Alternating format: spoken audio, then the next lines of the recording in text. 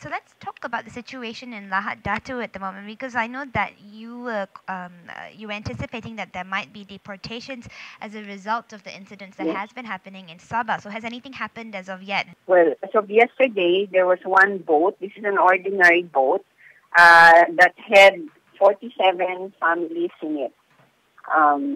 47 families, 35 males, 22 females, and 15 children.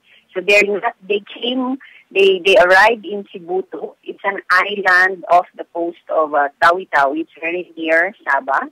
And they arrived there, and the DSWD was able to process them.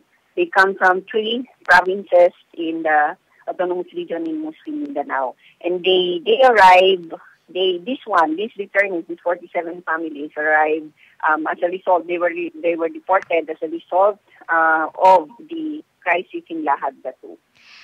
Now, who deported them and why?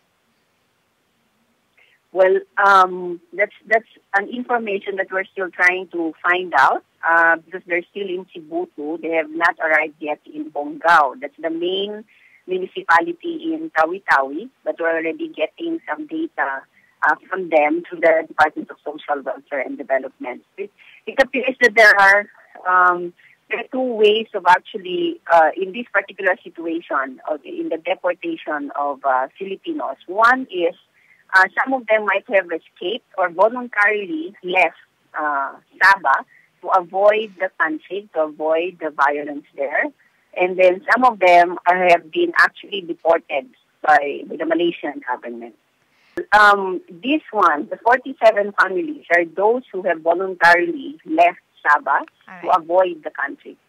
Do you think that the Malaysian government is right in fearing that some of the Filipinos may be involved in the uprising in Sabah? Do you think it's a legitimate fear, or is it warranted how they have responded to this crisis? Okay, well, from here, I cannot comment on that because I would need to have all the facts available to be able to make an intelligent an answer. But anything is possible. With what's happening right now, anything is possible.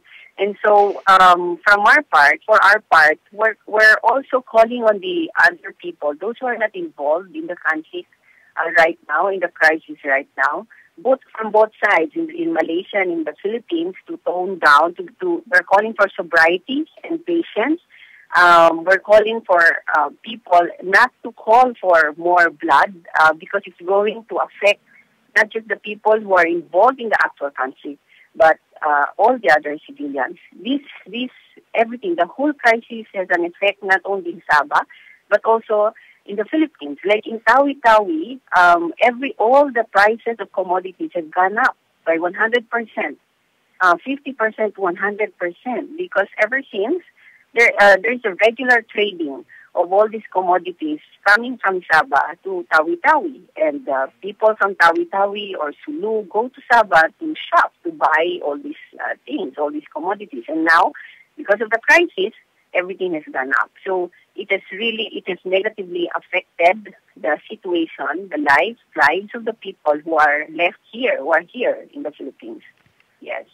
Okay, I know that Filipino Secretary Del Rosario was in Malaysia, and he's been trying to ask for clearance for a Philippine Navy ship to proceed to Lahad Datu and for humanitarian and consular services to be made available to them. Do you know anything about that?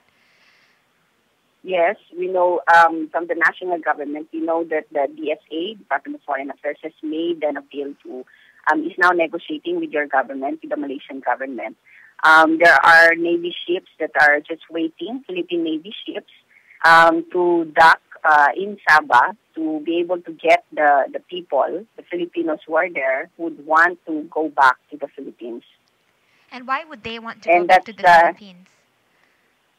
Well, to avoid the conflict, that's one, because, but these are just speculations, and you can also see this in the news articles where there are some media men who have access to these people in Sabah.